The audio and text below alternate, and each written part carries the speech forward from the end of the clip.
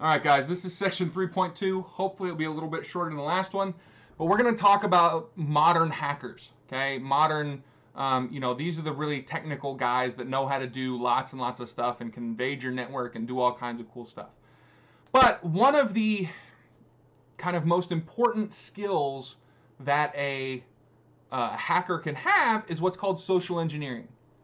So earlier I talked about Kevin Mitnick and how he was an expert at social engineering. Well, social engineering is essentially the art of convincing people that you are kind of worthy of knowing certain information. So it's got a lot to do with being kind of a con man, especially over the phone or over a computer. Can you convince someone that you are who you say you are, and thus worthy of access to some information or access to some system or whatever? They use a lot of different techniques to gain information and knowledge and manuals and passwords and phone numbers and all this stuff. One of the techniques they use is called shoulder surfing. Okay, with shoulder surfing, basically that just means looking over somebody's shoulder and watching what they're doing. It sounds simple, but there is an art to it. Okay. First off, you have to be able to watch people's fingers on the keyboard and see what they're typing, right? So if they're typing in a password, you need to be able to watch where their fingers go and see and figure out what their password is. If they're using a system, you have to kind of know what's important, what's not, how are they using this, what software is connecting to that, all these things. And how do you not get noticed? How can you shoulder surf without people knowing that you're there or not thinking that you're not supposed to be there? Another one is dumpster diving. Dumpster diving, it is amazing what information companies especially will throw out.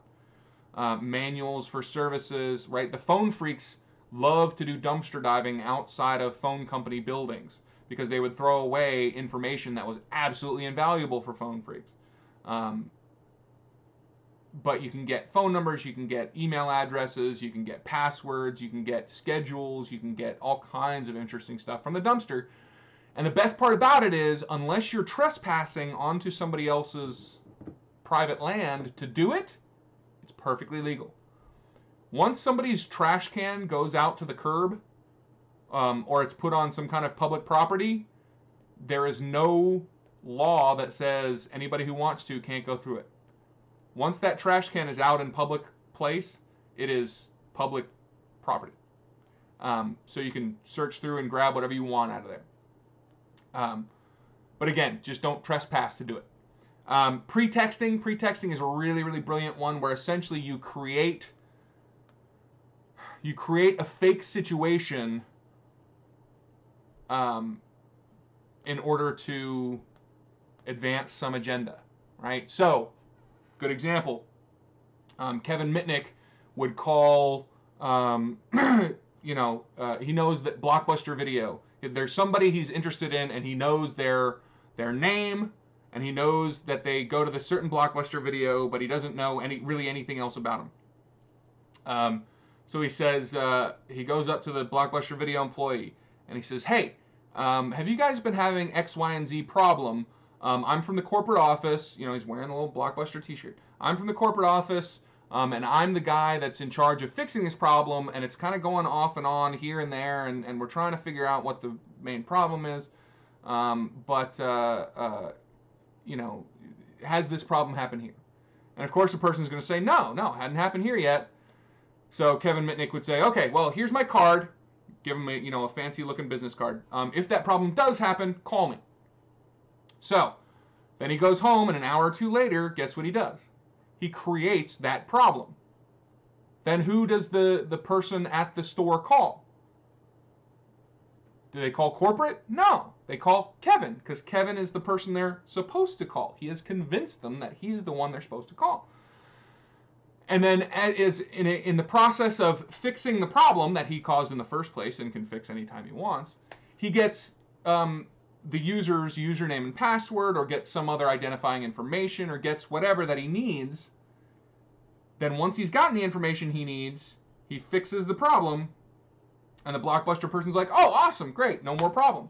Then Kevin can use that information to access Blockbuster's system and find, search through their user records. I used to work at Blockbuster, so I know for a fact. The user records contain addresses, phone numbers, driver's license numbers, credit card numbers.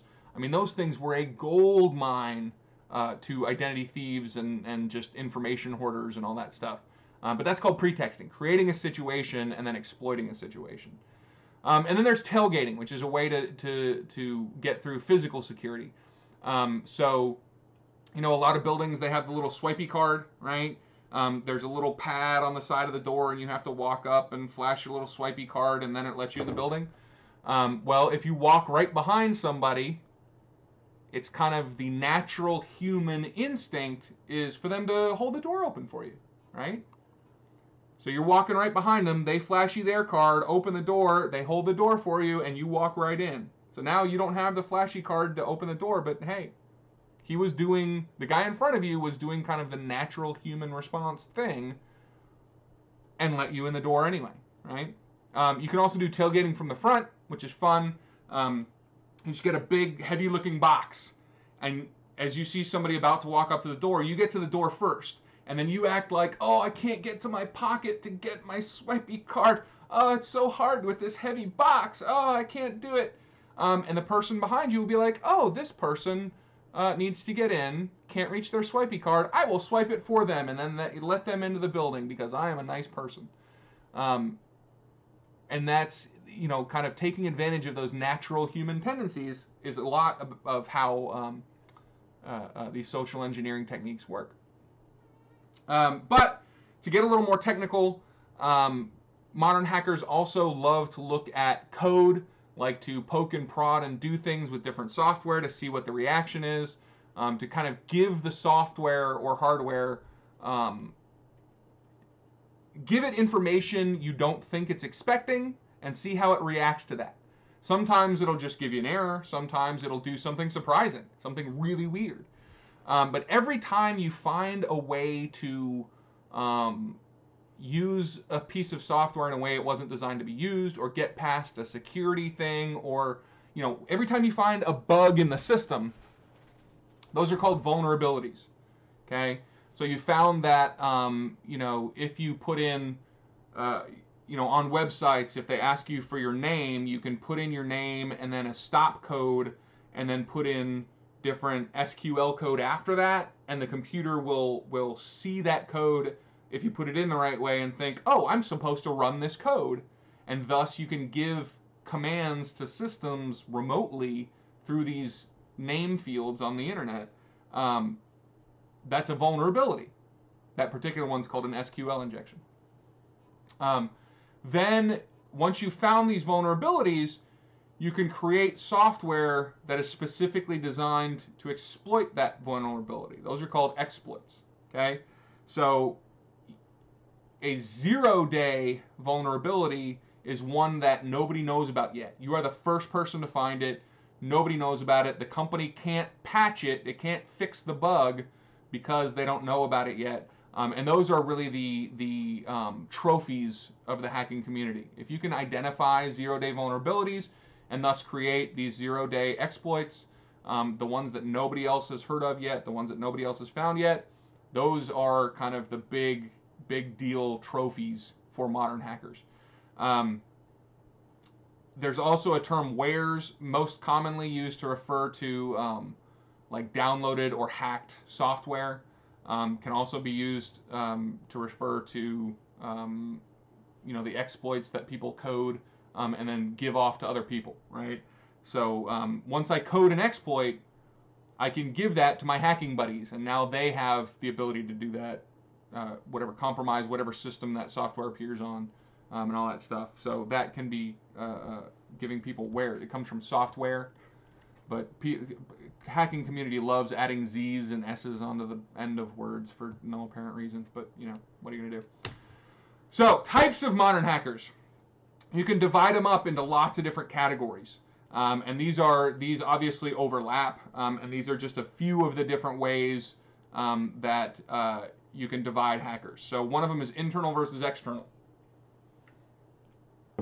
whatever organization you're talking about, whether it's a university, a company, a government office, whatever, there are going to be people who are kind of expected to work there and expected to be on the network. There are also everybody else, right? So if I'm not a member of a university, if I have no connection to that university, I can also attack. So the internal threats are the people who are supposed to be there, maybe not doing what they're doing, but they're supposed to be on that network. External threats are everybody else. So if I work at a bank and I use that bank's network to try to steal some money, that would be an internal attack. If I, as just me, Kevin Jennings, decide to attack a bank with no connection to that bank, because I've never worked at a bank, I've never, I barely use a bank, that would be an external attack.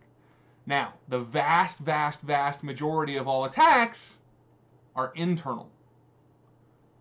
But companies and organizations spend most of their time and money and energy protecting themselves from the external. So their priorities are kind of off, right? Internal attackers, the common ones, probably, kind of the stereotype of the internal attacker is an IT person who knows they're about to get laid off or they just got laid off, and so they want to take revenge against the company. So they, code something or do something and damage the network or steal information or, whatever. Another way you can talk about modern hackers is nation-state actors versus non-nation-state actors, okay? Non-nation-state actors are, me and you and probably everybody else watching this. Nation-state actors are militaries and government organizations. In the United States, we have U.S. Cyber Command, we have the NSA, we have, who knows what kind of hackers are employed by the U.S. government in order to advance our country's interests. Let's put that in the nicest way we can. But one of the really, really cool nation-state hacker things that hit the news relatively recently was a thing called Stuxnet. It was a specially created virus, one of the most complicated viruses in computer history, but it's really, really cool. And we'll talk more about Stuxnet in the malware section. But that was created by a nation state as an attack on another nation state. It was designed probably by the United States and Israel. We've never taken credit for it, but it was probably the U.S. and Israel, or one or the other, that created this virus to attack Iranian nuclear facilities. Right? Really, really cool how this thing worked, and we'll talk about that later. But that was a nation-state attack. Non-nation-state attack are the vast majority of the stuff that's out there. If I were to create a virus or I were to hack into your system, that would be a non-nation-state attack. Another way to divide them, probably the most common way that you hear people talk about, is based on what hat they wear. Okay, the bad guy hackers, the ones that steal money and steal information and do all that negative stuff, identity thieves and all that. Those are the black hats. Okay?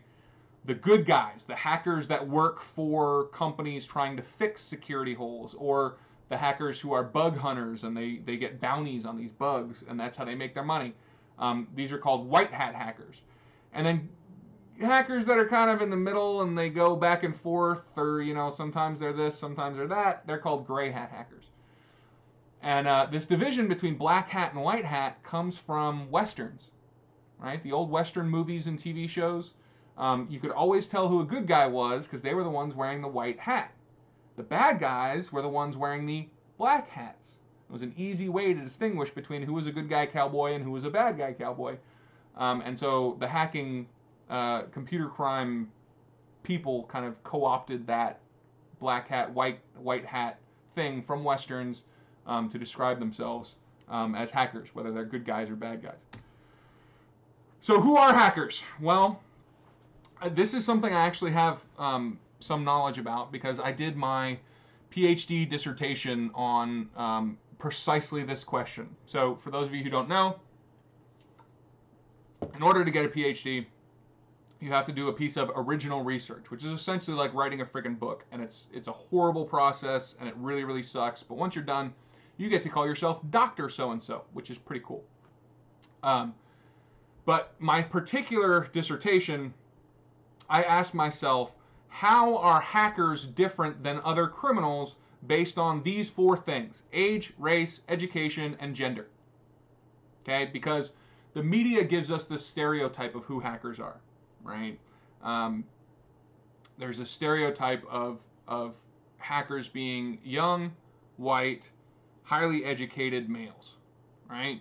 I mean, look at any kind of media depiction of computer criminals. That's what they're giving us. And I wanted to see whether that was true, but not compared to kind of the world, not compared to a normal population of people, but compared to other criminals, right? So are they younger than the armed robbers and the burglars and the assaulters and the all those things?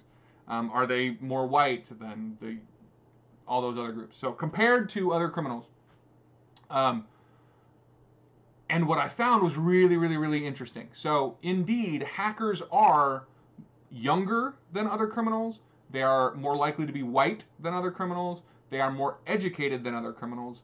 But here's where it gets really interesting. They are much more likely to be female than other criminals.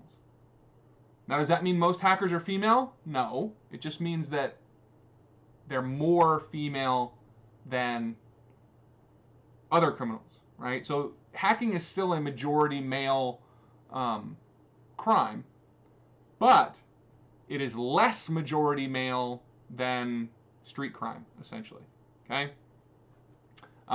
Which I thought was pretty interesting. If you're interested, let me know. Send you a copy of my dissertation. It's like 100 plus pages long and really, really boring, but that's your thing. Let me know.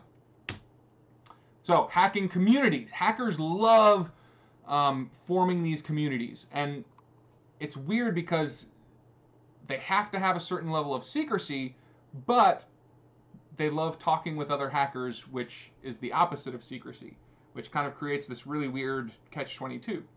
But they're all about peer relationships. So first off, they have hacking groups.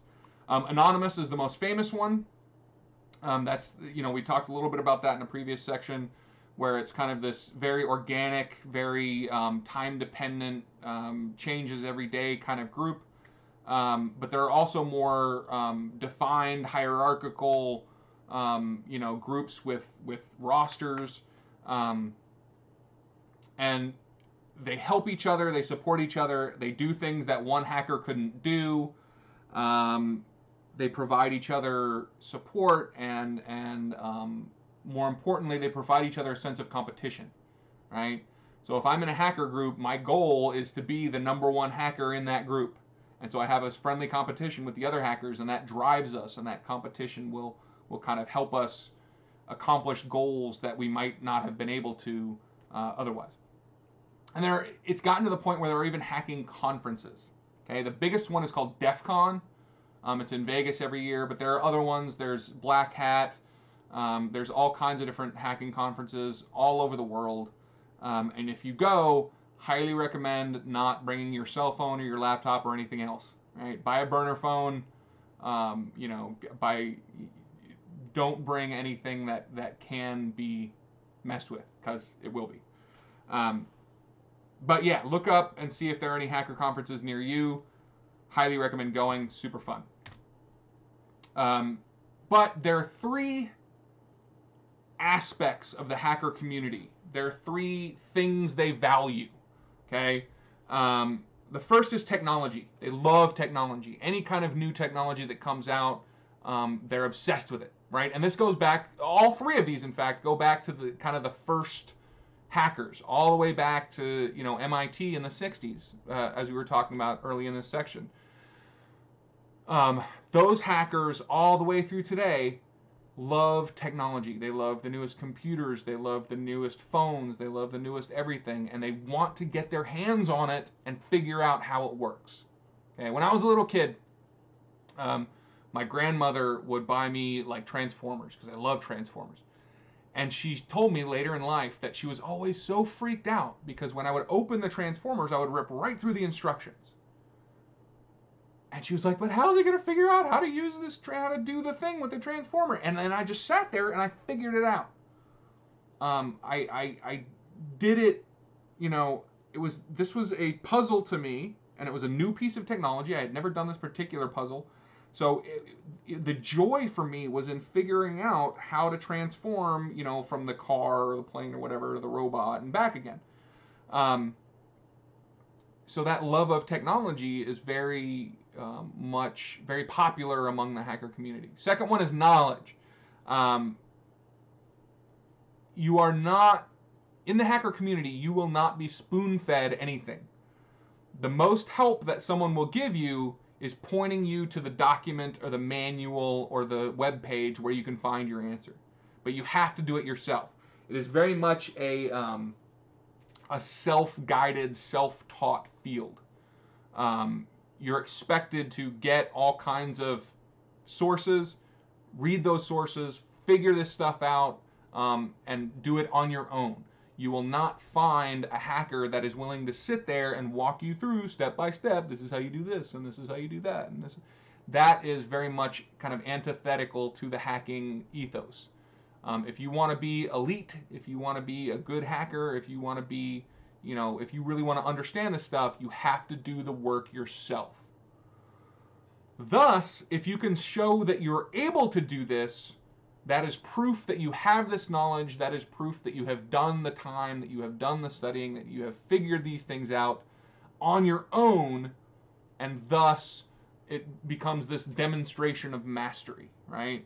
So if I'm in a hacking group and everybody in that hacking group knows that nobody taught me how to do a certain thing, you know, they might have given me resources so I could figure it out for myself, but nobody taught me how to do this, and then I show them proof that I did it, that becomes a big status symbol that gains me status in the community, because I have shown that I learned, I understood, I did the things on my own, and now I understand this concept.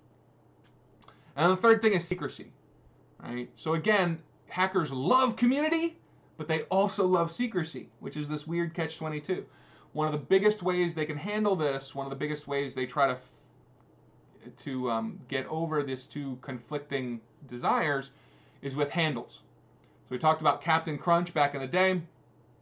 Today, even non-hackers, even just normal internet users have these handles.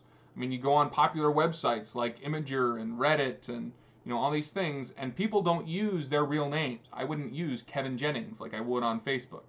I use a handle, a nickname. And a lot of times those nicknames become kind of associated with us. And you use that same nickname on multiple different places and websites and such. And a handle becomes very important to a hacker's identity, even more important than like somebody like you or me who's, you know, Joe Blow Reddit user. But that is a very, very important part of hacking and that hacker culture. So these three things, technology, knowledge, secrecy, those are kind of the core bedrocks of the hacker subculture. That's the end of section 3. Thank you guys so much for watching.